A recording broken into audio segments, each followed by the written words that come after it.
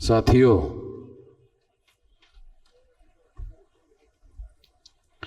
धर्मांतर को 68वां वर्ष चल रहा है और 68 बहुत लंबा समय होता है और इस लंबे समय में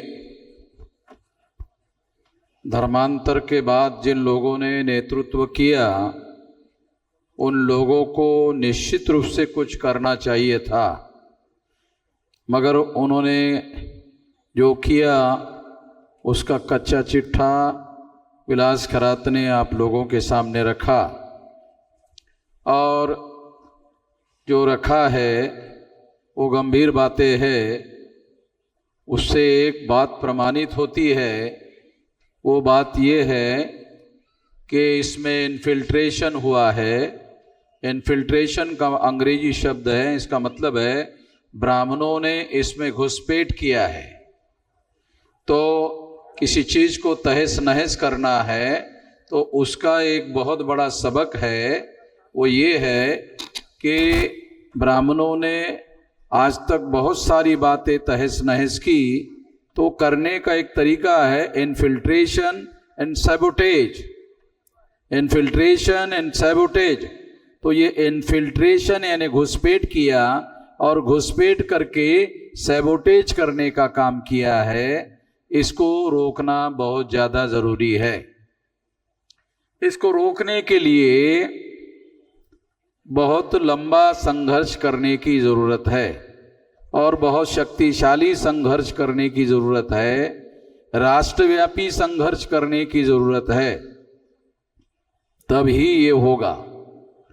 क्योंकि इसको समूल रूप से नाश करना होगा और समूल रूप से नाश करने के लिए दो शक्ति हमारे पास चाहिए। एक चाहिए हमारे पास राष्ट्रव्यापी आंदोलन करने की शक्ति चाहिए।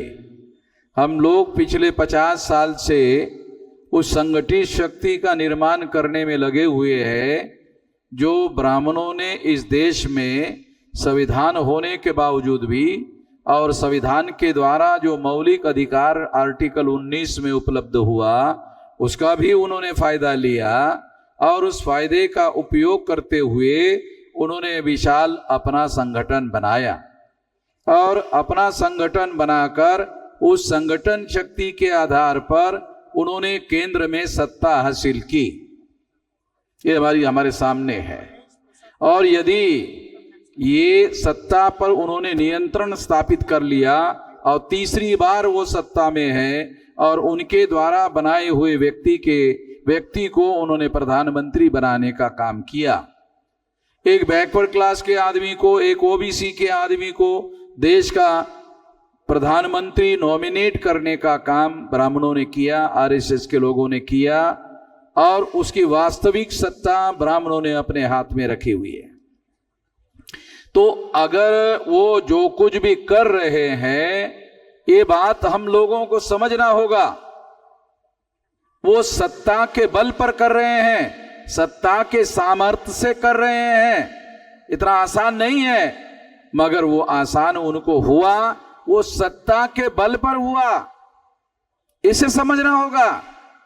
और अगर ये सत्ता के बल पर हुआ तो उसको सत्ता के बाहर रहकर कैसे करोगे?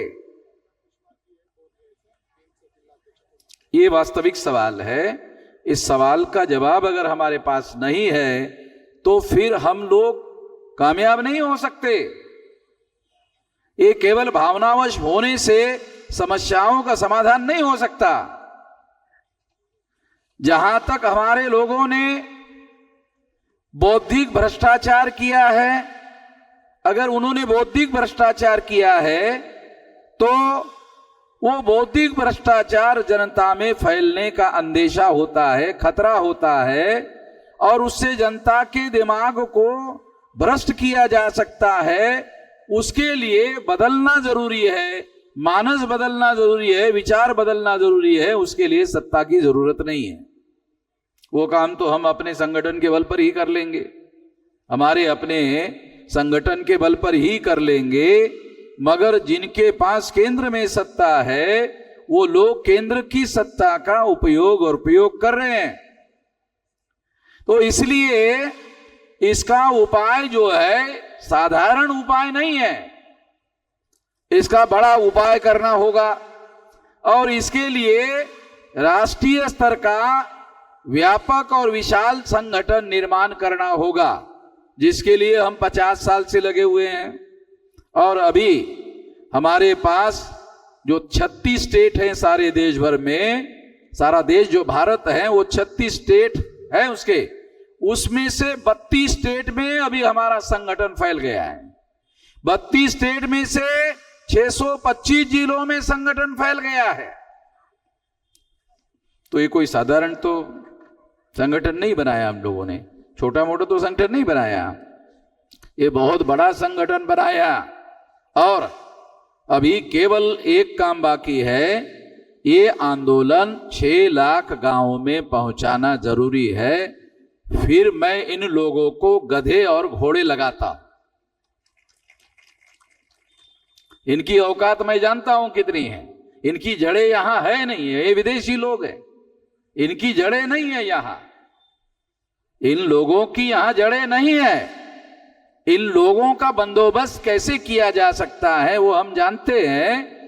ये लोग अपने संगठन शक्ति और राज्य सत्ता के बल पर बने हुए हैं, कोई जायज आधार नहीं है, कोई जायज तर्क नहीं है उनको बने रहने का और हर तरह के वर्चस्व में बने रहने का कोई जायज आधार नहीं है। इसके बावजूद भी बने हुए हैं, तो इसके लिए हमें निश्चित रूप से इस बात को समझना होगा कि ये सत्ता के और संगठन शक्ति के बल पर बने हुए हैं, कोई आधार है नहीं है, हमें समझना चाहिए। हम बहुत बार भावनावश हो जाते हैं, भावनावश होके बहुत सारी बातें बोलते रहते हैं, कहते रहते हैं, वो उससे नहीं होगा, तो करना होगा ना। ये समस्याएं हैं, उसका समाधान करना होगा। समाधान करने के लिए संगठित शक्ति चाहिए, तमाम समस्याओं का समाधान करना होगा और वो समाधान करने के लिए संगठित शक्ति चाहिए, छोटी मोटी शक्ति से नहीं होगा, राष्ट्रव्यापी शक्ति, संगठित शक्ति चाहिए। और वो अभी हम लोग, मैं ऐसा मानता हूं, बहुत ज्यादा से ज्यादा 2030 तक 6 लाख गांव का संगठन खड़ा हो जाएगा। और ताली बजाने से होगा नहीं, ये जो काम है ये मैं 18 साल 3-4 महीने की मेरी उम्र थी, अभी 67 चल रहा है, इतने लंबे देर से कर रहा हूं, रात दिन मेहनत करके इतना विशाल संगठन खड़ा किया। और जब रिजर्वेशन के संबंध में केंद्र में भाजपा की सरकार आई थी तो उसके विरोध में हम लोगों ने जो 13 पॉइंट रोस्टर लागू करने का निर्णय किया था, उसके विरोध में हमने ही भारत बंद करवाया था। और भारत बंद करवाने के बाद दोबारा आरएसएस ने कभी हिमाकत नहीं की, दोबारा नरेंद्र मोदी ने हिमाकत नहीं की और उनके तमाम लोगों ने कोई हिमाकत नहीं की। इस पर 13 पॉइंट रोस्टर के बारे में दोबारा कोई बात नहीं कर पाए। तो हमारे पास भी संगठन शक्ति है, छोटा मोटी संगठन शक्ति अगर होती तो 13 पॉइंट रोस्टर लागू कर देते, तो हमने उसको करने नहीं दिया। तो संगठन शक्ति हमारे पास भी है और 2030 तक ये 6 लाख गांव का संगठन खड़ा हो जाएगा। और ये खड़ा हो जाएगा तो आप लोगों को ये बात क्यों कह रहा हूं कि आप लोगों को भी अपने अपने राज्यों में, अपने अपने कमिश्नरियों में, अपने अपने जिले में और अपने अपने तहसीलों में, ब्लॉक में और ग्राम पंचायत में और ग्राम में ये संगठन खड़ा करने का काम आपको करना चाहिए। मेरे हिस्से का काम मैंने सारे देश भर में संगठन खड़ा करके किया और हर जिले में हमने संगठन खड़ा किया। अभी आपको वहां जाना है, जाने के लिए आपको वहां रहने की व्यवस्था, आपके खाने पीने की व्यवस्था, आपके मीटिंग की व्यवस्था करने के लिए मैंने आदमी हर जगह खड़े कर दिए हैं। तो आपको तो केवल जाने भर की देर है। अगर आप अपने अपने इलाके में अपने अपने तहसीलों में, अपने अपने गांव में अगर जाते हो तो ज्यादा समय नहीं लगेगा। मैं तो 2030 कह रहा हूं, इससे कम समय में भी होगा। अगर हम संकल्प कर ले और हर 3 महीने में कितने गांव खड़े करना है, अगर ये निर्धारित कर ले तो साल में 3-3 महीने का 4 बार कार्यक्रम बनाया जा सकता है और साल भर में बहुत कुछ किया जा सकता है। तो आप लोगों को भी इस अभियान में जो संगठित शक्ति निर्माण करने का काम है और फिर संगठित शक्ति 6 लाख गांव में पहुंचाकर 6 लाख गांव का आंदोलन खड़ा करना है। अगर 6 लाख गांव का आंदोलन खड़ा हो जाता है तो फिर उसके आधार पर गधे घोड़े लगाए जा सकते हैं। इन लोगों को, इनका बंदोबस्त किया जा सकता है। ये कोई ईश्वरीय लोग नहीं है, जैसे जो लोग कहते हैं कि ये ईश्वर में बहुत ज्यादा ताकत होती है। ये लोग नहीं है, ये ईश्वर नहीं है, भगवान नहीं है। इनका बंदोबस्त किया जा सकता है, ऐसी कोई ताकत उनके अंदर नहीं है। इन लोगों को जब मुसलमानों के विरोध में आंदोलन करना पड़ता है तो उसमें SC ST OBC लोगों के साथ सहयोग के बगैर ये कुछ नहीं कर सकते। जब राम मंदिर का आंदोलन चलाया तो SC ST OBC के लोगों को ही राम मंदिर का आंदोलन चलाया। ब्राह्मणों की सत्ता तो पहले भी थी, अंग्रेजों के समय से उन्होंने आंदोलन चलाया था, मगर आजाद भारत में इन लोगों ने SC ST OBC के लोगों की मदद के आधार पर अयोध्या में राम मंदिर बनाया। ये इनके अपने बलबूते पर नहीं बनाया, हमारे लोगों ने मैदान में लड़ाई लड़ी और उनको गुमराह करके लोग ले गए और उनका इस्तेमाल किया। तो हमारे समर्थन के बगैर इनकी कोई ताकत नहीं है। 3.5% लोग हैं, इनकी कोई ताकत नहीं है। मैंने तो इसी नागपुर में RSS के हेडक्वार्टर को घेरने वाला आंदोलन चलाया था, तो भागवत जी 12 दिन यहां से भाग गए थे। 12 दिन पहले ही यहां से भाग गए थे, या थे ही नहीं, और फिर मेरे जाने के बाद आए। उनको मालूम है नागपुर तो नाग लोगों का है, उनका तो है नहीं। नागपुर जो है ये नाग लोगों का है। तो इसलिए साथियों, जो बात मैं आप लोगों को समझा रहा हूं वो मौलिक बात है। संगठित शक्ति का निर्माण करना होगा, उस पर हम लोगों को जोर लगाना होगा। जो समस्याएं हमारे सामने हैं, जो विलास कराते हैं आप लोगों को समस्याएं बताई, मैं समाधान की बात आपको बता रहा हूं। समाधान कैसे होगा? तो राष्ट्रव्यापी संगठित शक्ति और इस संगठित शक्ति का उपयोग और प्रयोग जन आंदोलन की दिशा में आगे बढ़ाना होगा। तो 2 काम होंगे, राज्य सत्ता में भी परिवर्तन होगा और जन आंदोलन भी होगा, और सारे देश के लोगों को, 6 लाख गांव के लोगों को मोबिलाइजेशन करने का काम भी होगा, तब जाकर होगा, अन्यथा नहीं होगा। फिर हम लोग इसी तरह से बात करते रहेंगे। अभी बात करने का नहीं, एक्शन करने का समय है। अभी विलास कराते वो दीक्षा भूमि में जो गड़बड़ी वो कर रहे हैं और हमारे लोग भी उसमें शामिल है।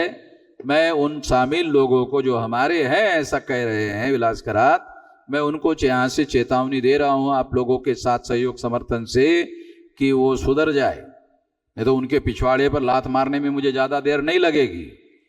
मैं ऐसे लोगों की बिल्कुल भी आदर सत्कार करने वाला नहीं हूं। मेरा आदर सत्कार बहुत अलग किस्म का होता है। तो मैं जो आदर सत्कार गलत लोगों का करता हूं तो मेरे तरीके से करता हूं।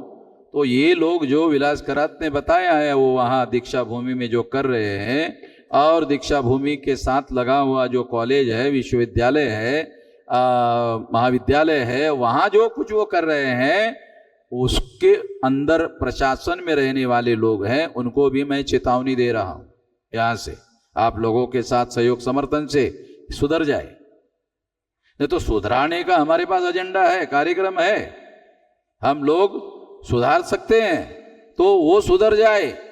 मगर हम लोगों ने निर्णय किया, मैं उन लोगों को मैं यहां से मैसेज दे रहा हूं हम लोग इसके लिए बहुत बड़ी कार्रवाई करेंगे। मैंने आज तक जितनी कार्रवाई की कभी विफल नहीं हुआ, क्योंकि मैं संगठित शक्ति के बल पर करता हूं। यहां भी हम लोग उन पर कार्रवाई करेंगे। जो विलास खरात ने वहां की जो बात से बताई, उस संबंध में हम बहुत बड़ी कार्रवाई करेंगे। और मैं कोई भी कार्रवाई बहुत ज्यादा तैयारी करके ही करता हूं, पूरे तैयारी के साथ ही कार्रवाई करता हूं। तो मैं उन लोगों को चेतावनी देता हूं कि वो सुधर जाए, उनको सुधरने का अवसर भी दे रहा हूं। और इसके लिए हम हर प्रकार की शक्ति संगठित करेंगे और कार्रवाई करेंगे। तो मैं बहुत ज्यादा लंबी बात नहीं कहना चाहता हूं, क्योंकि ये एक मौलिक बात थी कि हम लोगों को संगठित शक्ति, जो सारे देश की समस्या है, उसके लिए तो 2030 तक वेट करना होगा। जो नागपुर के विद्यालय की समस्या है, ये तो कल से शुरू कर सकते हैं, इसके लिए ज्यादा समय नहीं लगेगा। मगर उनको कल से इसलिए नहीं शुरू करना चाहता हूं कि मैं सुधरने का अवसर देना चाहता हूं कि वो सुधर जाए। अगर वो सुधरते नहीं हैं तो फिर हम लोग अपनी कार्रवाई करेंगे।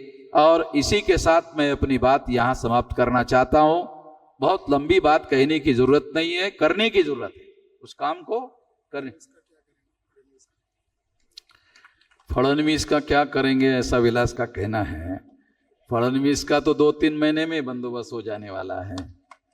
फडणवीस ज्यादा नहीं है, अभी 2-3 महीने, नवंबर, अभी कौन सा चल रहा है, अक्टूबर, नवंबर के लास्ट वीक में गवर्नमेंट चेंज हो जाएगी, ये चेंज हो जाएगी। तो फडणवीस बाहर आ जाएगा। कोशिश कर रहे हो कि दोबारा आने की। जब बाहर आने के बाद फिर उसके घर के ऊपर मोर्चा लेकर जाएंगे। हाँ, बाबा साहब आम्बेडकर को जो जगह महानगर पालिका ने दिया था, वो फडणवीस ने भेज दिया, तो बहुत अच्छा किया। तो हमारे लोग फिर उठकर खड़ा होने के लिए तो आसान, ये एक ही मुद्दा बहुत है, और ज्यादा मुद्दे हैं तुम बोल रहे हो, भाई एक ही मुद्दा बहुत है फडणवीस का बंदोबस्त करने के लिए, वो करेंगे। मगर लास्ट में मैं ये बात कहना चाहता हूं कि राज्य सत्ता में बदलाव करने के बारे में हम लोगों को गंभीरता से सोचना चाहिए, क्योंकि राष्ट्र की समस्या का समाधान करना है, नागपुर की नहीं। केवल नागपुर की समस्या का मामला नहीं है, राष्ट्र की समस्या का समाधान करना है। और यहां सारे देश भर से लोग आए हुए हैं, तो इसके लिए हम लोगों को राज्य सत्ता में परिवर्तन करना है, और उसके लिए राष्ट्रीय स्तर का आंदोलन और जन आंदोलन करना है। इस दिशा में आप लोग समाज में जाकर समाज की और लोगों की तैयारी करो। इतना ही इस मौके पर मैं मैसेज देना चाहता हूं। आपने मेरी बात ध्यान से सुनी, इसके लिए आभार, धन्यवाद।